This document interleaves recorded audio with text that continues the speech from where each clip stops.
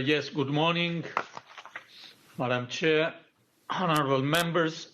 The autumn package we will discuss this morning is based on the economic forecast I presented 1 month ago, on November 5th. Of course, after 1 month, more information has become available, but our key message remained the same.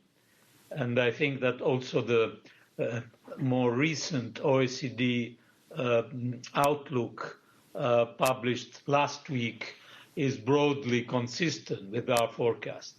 So the pandemic caused the deepest recession in EU history. The contraction of EU real GDP in the first half of 2020 was unprecedented. And at the end of the year, our forecast is of a contraction of 7.4% in EU, with a rebound at 4.1% next year. So as expected, we are not having a V-shaped recovery. We had a strong rebound in the third quarter, indeed, but that was interrupted by the resurgence of the pandemic this autumn. And you saw probably the composite PMI and the Commission economic sentiment indicators again declining. The downside risks to this forecast are exceptionally large, as is the uncertainty which makes the assessment of the fiscal situation and the appropriate policy mix going forward difficult. Still, we know from experience that withdrawing the support too early can be one of the biggest risks to the recovery. There is a converging view on this point by the most important international and multilateral organizations and institutions. Fortunately, there are also upside risks to our forecast related to the epidemiological and political situations. First, of course, the rapid deployment of vaccines could allow for a swifter easing of containment measures. And most of all, a successful deployment of next generation EU, especially its RRF, could provide a strong boost to the EU economy. You know that we were not considering the impact of the RRF because we have no decisions taken for a recovery resilience plan in our forecast. And this could ensure that our recovery is structured around the common themes of green and digital transition, in line with the Sustainable Development Goals. And then last but not least, we will see how the new American administration will promote a relaunch of the economy and of stimulus packages in US with global consequences. Overall, we project an incomplete and uneven recovery over the coming 2 years with persistently high uncertainty. According to the forecast, by the end of 2022, the euro area will remain just shy of the level of GDP that it had reached at the end of 2019.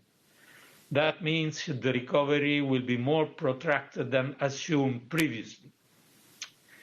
Honourable members, this uncertainty is the reason why this year's euro area recommendation put a strong emphasis on the use of the RRF, the central pillar of our recovery package.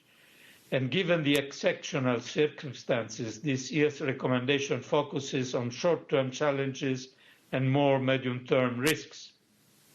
The key message is clear. Maintain a supportive fiscal stance and other policies for now.